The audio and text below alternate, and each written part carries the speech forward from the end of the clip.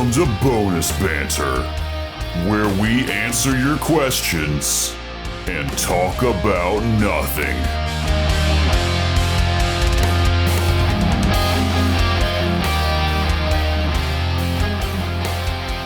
Everybody roll some dice. Oh, natural 1. I got 17. 13. 9.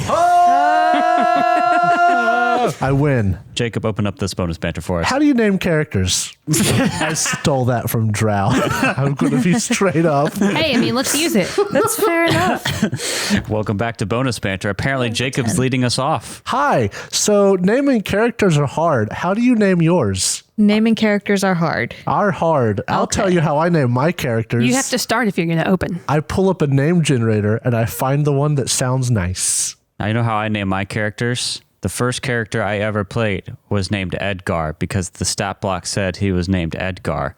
The second character I played was named Dayrak because my name is Derek, and his last name was Ashiba because I saw a Toshiba laptop next to me. Oh, I'll follow this. The first character I named was the bad guy in my campaign. I named him Han because when I thought about him, I thought of Hans from Frozen. The third character I ever played was named Edgar because I liked the character from the 3.5 beginner set named Edgar. Oh. Drow, cat. I named my first character Brick because she was the prettiest. And you had just played And Tiny I had Tina's. just played Tiny Tina's Assault on Dragon's Keep. And then I further elaborated. I gave her a reason for that. Oh, yeah. Yeah. You did. You actually you went love back that. and gave reasons.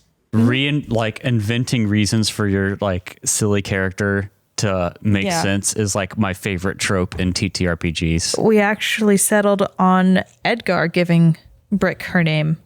I named my character Owen, my first character Owen, because I had built another character named Owen, whose backstory Jacob twisted into a dark story, and that became the Owen you know of. Yay. Yay. Oh, I have another one that I didn't think I'd ever actually say in a game not related to the podcast. Is it Timtholomew? I have a guy named Tomford Mary Sweet. Miney Sweet. Sweet. Miney Sweet. Oh my god. Oh my god. Yeah, there we go. It's Tomford Miney Sweet. And I thought to myself, how can I best get a certain other name snuck into this game without Derek realizing? So I had Tom. So I went with Tomford. And then, rather than Bombadil, a mine is a kind of bomb and sweet is a kind of pickle. So it's Tomford Miney Sweet. I'm going to ban you from this game. Oh wow. That's actually very fun. That is I know. incredibly clever, That's Jacob. so far derived, though, that it's kind of its own thing. Yeah, I know. And But Tomford is not anything like Tom Well, Bombadil. his boots are yellow. His clothes are light blue. He's got a big curly red beard, and But he's also this high. I'm holding my hand 4 feet off the ground. he's a hobbit, so it's not perfect. and he's very violent. But I just had to, no matter how obscure, He doesn't turn into an animal. stretch of it is. He doesn't talk about int wives. I had to get Tom Bombadil in that game, and I did it. It's a stretch, but I did it. It's so stretched thin you can poke holes in it. And now I'm confident in saying that because it's really going to be really hard for you just to kill him willy-nilly because I have buffed his defenses. I'm the GM. I know. So Kat, what name in characters that you've played do you think best fits the character? Because there will be some characters that you name them and you start playing them and it's like, wow, this no longer fits them. Kind of like just being a person and your name might not fit you. Doesn't fit or does? Let's do both. I'm going to say, I feel like Eleanor's name suits her perfectly. Pretty much, yeah. It is the only name I could imagine her having, to the point where giving her an alias kind of sucked. And then for a name that doesn't suit the character very well. All your names suit your characters, even Fair and Real. We just make fun of the names because we make fun of everything. If any name I did took less effort or thought, Kali's name didn't actually take a lot of effort or thought from me. But it still I was like, fits. I want an apostrophe, and then kind of created it from there. I think it suits her, I'm an elf. I'm going to have an apostrophe, by God. but it didn't take a lot of thought. Yeah. If you That's fair want enough. to an easy way to make character names without a name generator, just randomly pick 3 consonants in English anyway, 3 consonants, and then try to rationalize how you'd pronounce them into a name. Well, it's like I normally will take a generator or a list of names. Like for Alonzo, I wanted a Western sounding name, but didn't want it to sound like it came straight out of a Western movie. Alonzo so I just sounds Italian. I just ran through a bunch, and I had other names in mind for him. What else would he have been? But there were some that but I liked Alonzo the best. Would it have been Chester? No, it would not have been Chester. No, it would have been Chester. Oh, I gotta pull that up. There were other names that he could have been. What would Chester have been if he wasn't Chester? Nathan. Chester's better. Oh, Nathan would have been a good one, though. I think I ended up making his dad's name Nathan or Nathaniel, but I could be wrong about that. That's the same thing. That's the thing I was trying to remember earlier today that I wanted to talk about. Something happened this past week with Chester's dad and AI.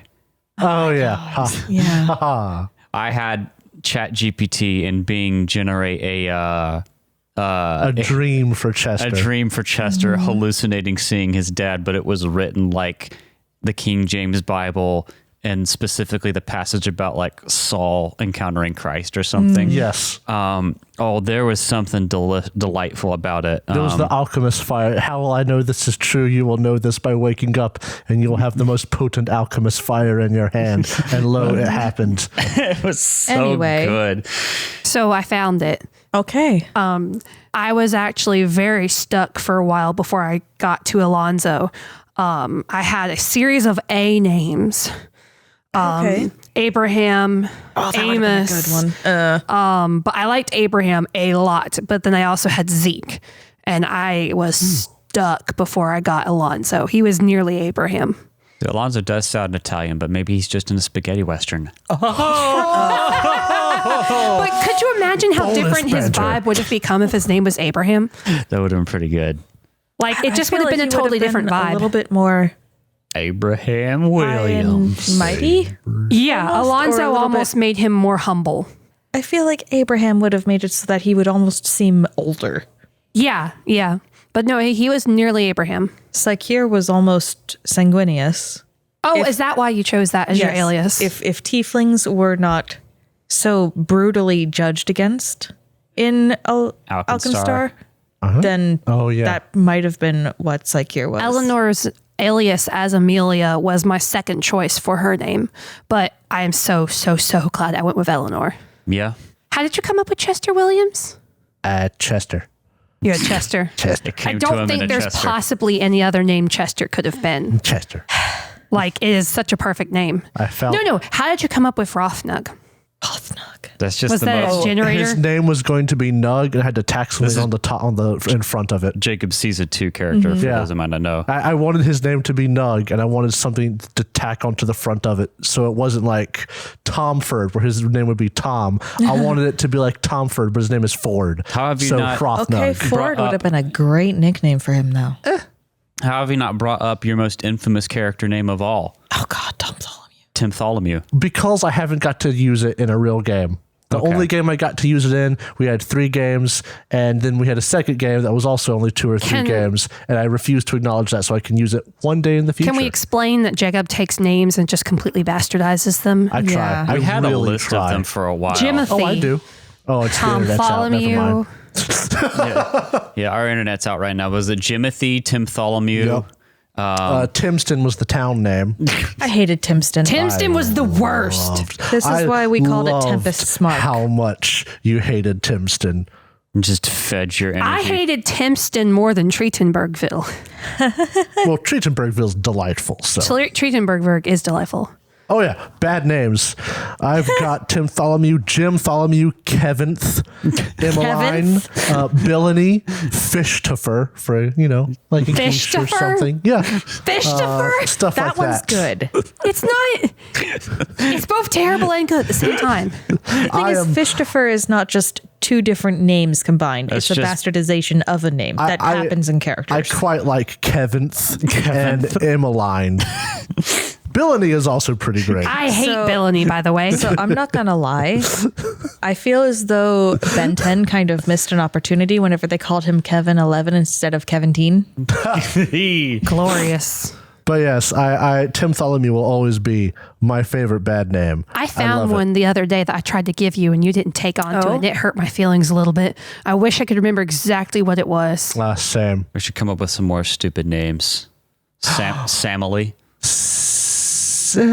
That means it's a good bad name. Jamantha. Now that one's spicy. I think, Timtholomew I played, and I had to people, his nickname wasn't Tim, it wasn't Mew, his nickname was Tholo. Barbillium. Barbillium. Barbillium.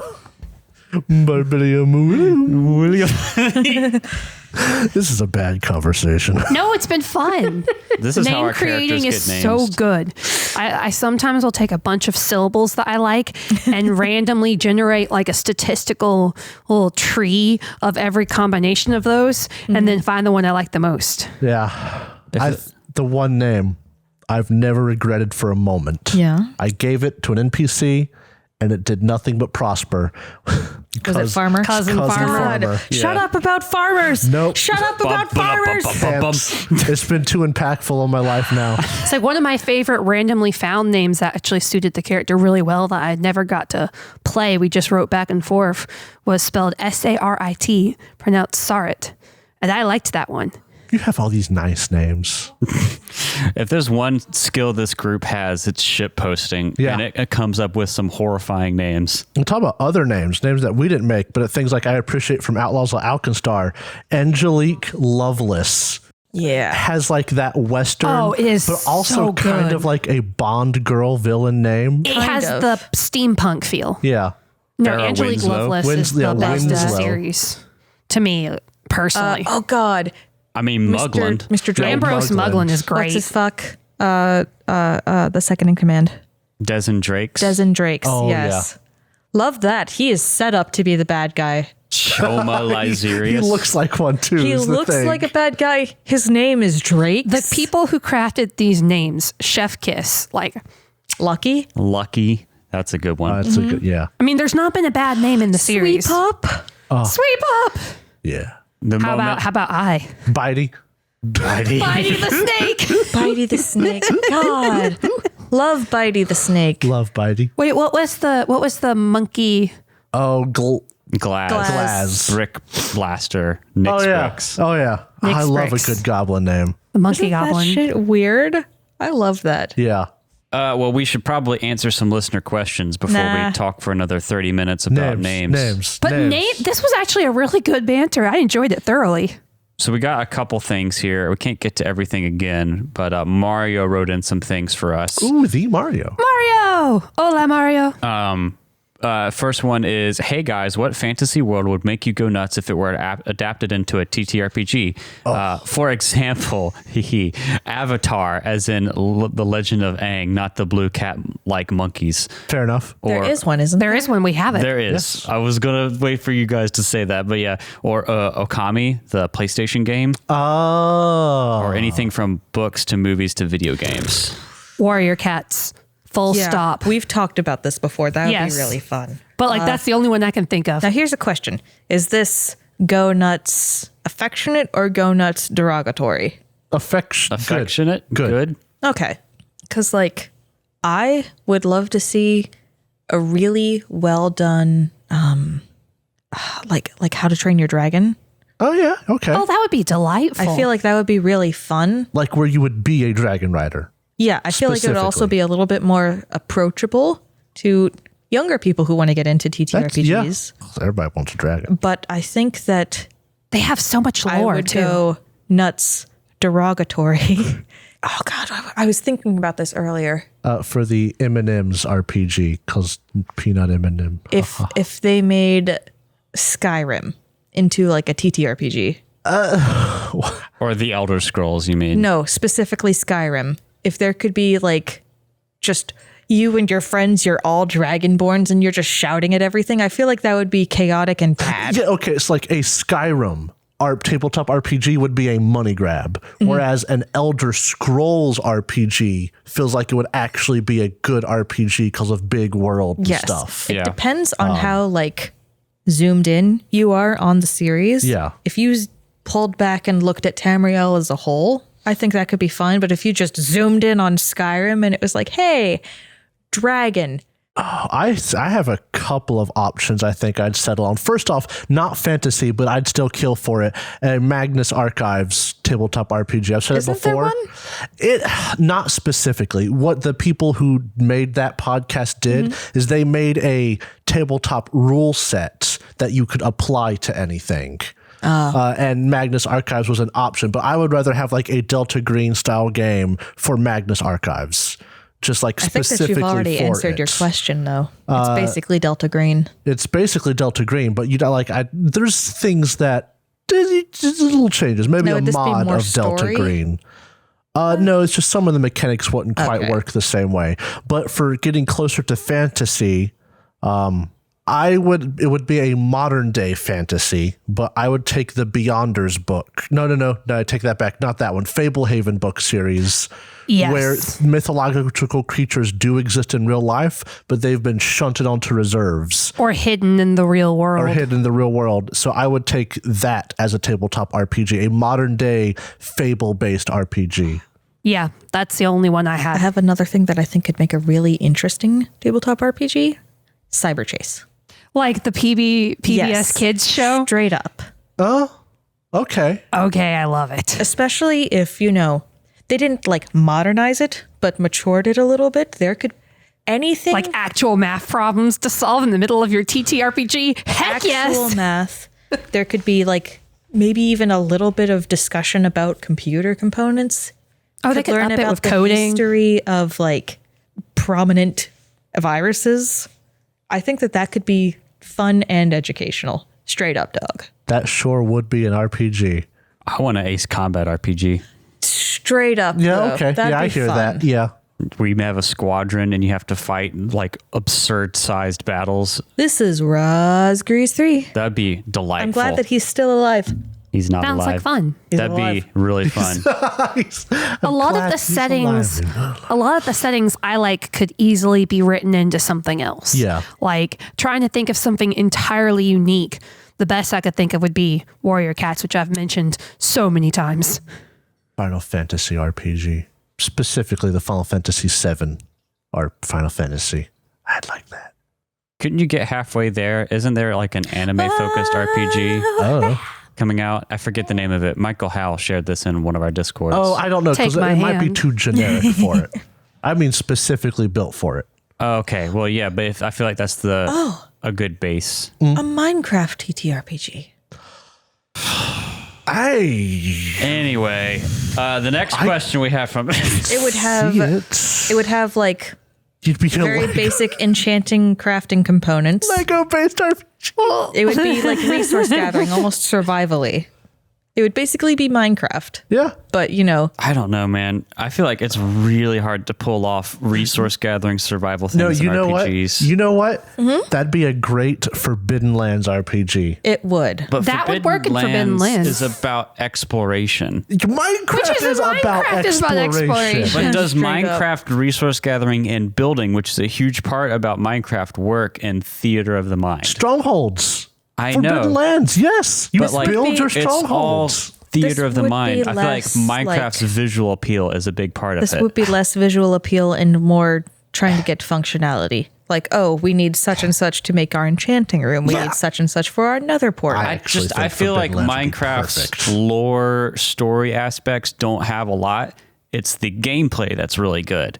But make a story. I know, but you need the story and have like for an emotional moment where the pig dies and then it just into the a thing, pork but chop. like the world would still be blocks. You'd have to imagine it as it'd be. I think it'd be super fun. I think that it would be really interesting. It would I make don't a think good it would be one-off. a long-standing campaign. I don't think it'd be long. good one-off. No, Yeah. I don't know. I need more. Like you need I think it'd be a lot of things to drive story hooks, and because what I've discovered as a GM is it's kind of less interesting to run sessions where you just sit around and manage a stronghold all day. You have to balance it out with story and things to do. Another one that would make You me- like it because you're the one doing it all, and then everyone else at the table is kind of twiddling their thumbs.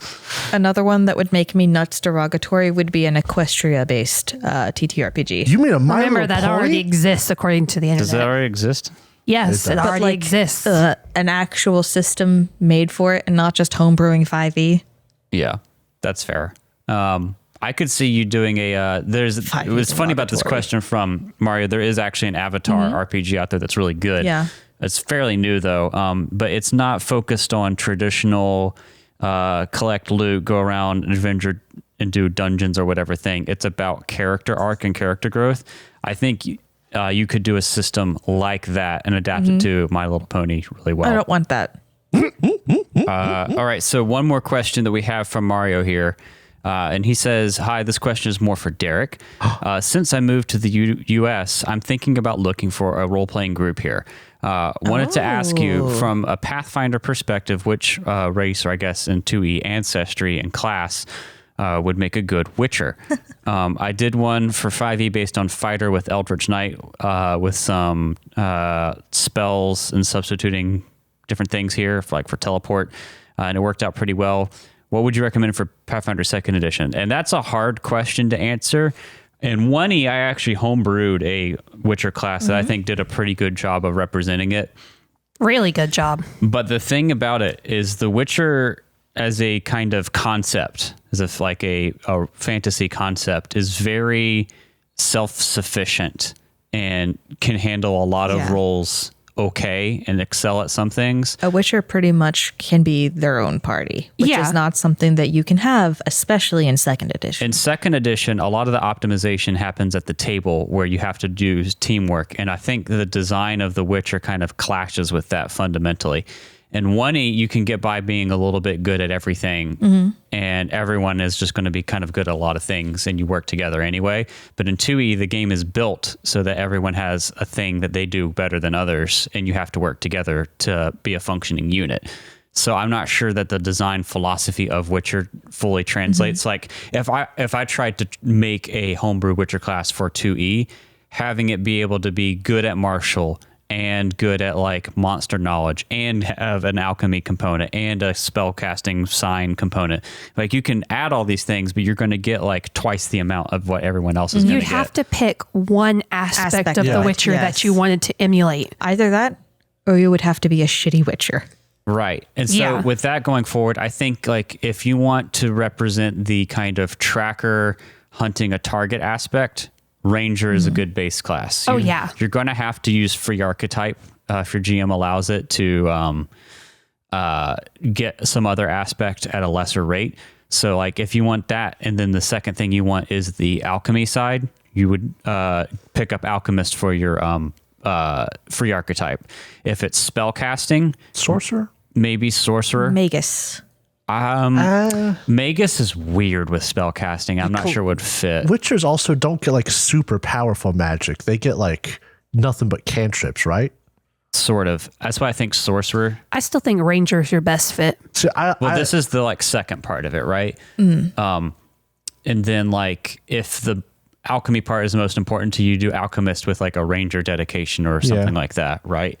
When I was thinking of it, because we spoke about this a little bit before we started recording, I went with the knowledge part because Witchers are supposed to be the most knowledgeable about monsters. And I said Thaumaturge, because the Thaumaturge is all about knowing the weaknesses of your enemies and applying those weaknesses. Even if there's not a weakness there already, you can create one. So I went with Thaumaturge with either Alchemist dedication or Sorcerer's dedication for the alchemy or magic parts. And I think that's why I chose Ranger, because I think Monster Hunter, find them. Hit up that specific line of thought with Mastermind Rogue and Wizard. Oh, yes. Yeah, but I feel like the whole spellbook thing doesn't quite jive with The Witcher. It's more of like a super simple because they can't like fully grasp magic. But I get that. It's just you can't really do everything in 2E. You'd have to pick what you think is the most important part for your Witcher. What's your favorite part about, I'm going to assume, Geralt? Is it, hack and slash? Is it jumpy? Is it fallback? It depends. I think that question was in general. Oh, I thought you were asking me. I'm sorry. That's grand. Thank you for answering my rhetorical question. You looked at me when you asked But it's funny how we each pointed out a different part of what a Witcher is. And that's why making a Witcher class would be a problem, because a Witcher, ideally, the ideal Witcher should have all of this. But if you were to make a Witcher class, your different paths, or like the swashbucklers, what's their thing called? You chose gymnast or fencer or your school of magic for your wizard, your school of thought or whatever. It Your would take subclass. your subclass. There we go. Because every class gets one of those. Your subclass for your witch would make mine you is my either, style. It would make you focus on one of these aspects, and you would get one, maybe two of those, which is why you couldn't have a perfect Witcher class. This is I want to kind of point out, as somebody who has read the books, who has watched the movies, who has interacted with the games a lot, TV series and movie, but Geralt is a Mary Sue. Oh yeah. yeah. No doubt about it. A likable one. He is quote unquote perfect in any way. He heals fast. He's stronger, quote unquote, than anybody else. Smarter. He doesn't quite have the people skills that a Mary Sue would, but in terms of like physical strength and wit, His party makes up for that. yes. Okay. You can have a full party with a Witcher and a Bard. Yeah. Yeah, that's Entirely. exactly true. Maybe throw in a spellcaster for bigger spells, but you're right. You won't need that. I mean, what he can make up for in spell casting with sheer swordsmanship. Like for real.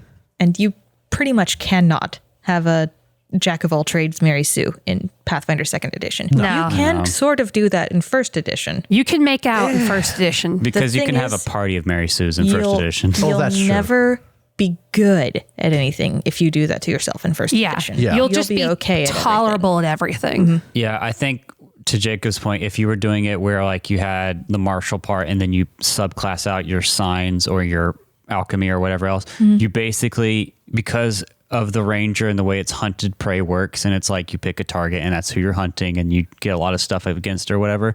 I feel like a lot of that aligns with what a Witcher would want, and you would end up just being straight up better than a ranger, which is bad game design. Yeah. So in short, nothing is going to make a good Witcher. Unless you're doing a guest alt game. Just alt. Sure. Unless you want Either a way. particular facet of being a Witcher and you rather- focus on that. Nothing's going to be a good Witcher, but you can be a specialized Witcher. Here's a way I could Yeah. see it working in 2E if I was ever to homebrew it, is you could make a Witcher class and you would have to add alchemical items around the Witcher and like blend into the whole alchemy system. You could have everything, but this class would have the rare trait. As in your GM would have to approve it knowing that you're going to be more multi-role versatile than everyone else and you'll outshine some stuff. Yeah. And I don't like that. Right. Could you potentially downplay the martial aspect, or would it then just be another magic caster? It would just kind of be a magic caster. Well, then you're of an it as- alchemist or a caster with middling martial, so you start to outclass them, right? So Yeah.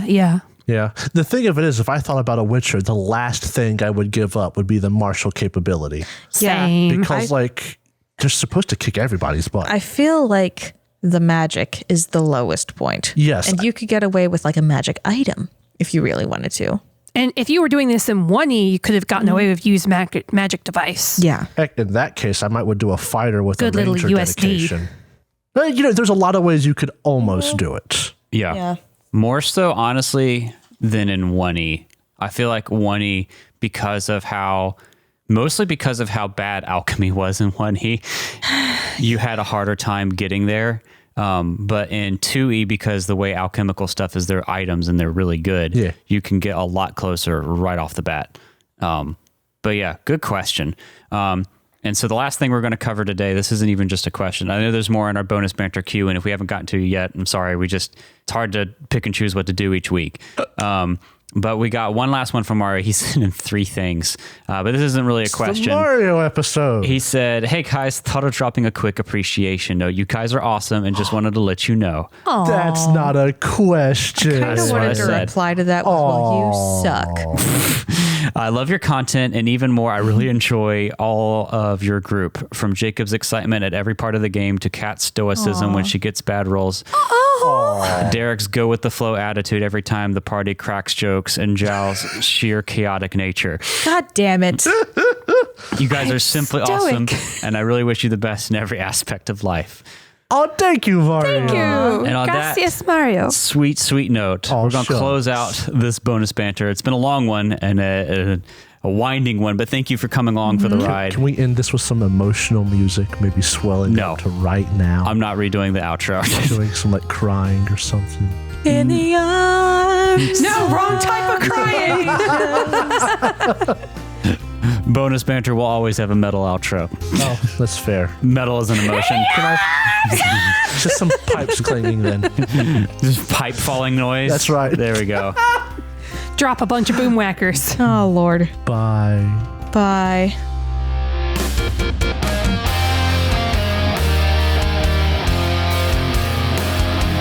Thank you so much for listening to this episode of Bonus Banter.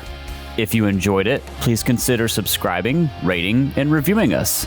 If you would like to submit a question or comment for Bonus Banter, please use the Google form linked in the episode description. If you want to see more from us, check out our website, thirdgallon.com, or follow us on Twitter. We are at Third Gallon, that's THIRD Gallon. We are also on Instagram, TikTok, and Facebook with the same handle, at Third Gallon. We also publish a video version of this podcast on YouTube, which you can find on our channel, The Third Gallon Podcast. The theme music for Bonus Banter was composed by Alexander Nakarada. You can find more of his work at serpentsoundstudios.com and support him at patreon.com/a-nakarada. That's patreon.com/ANAKARADA. Thanks again for listening, and we'll see you next time.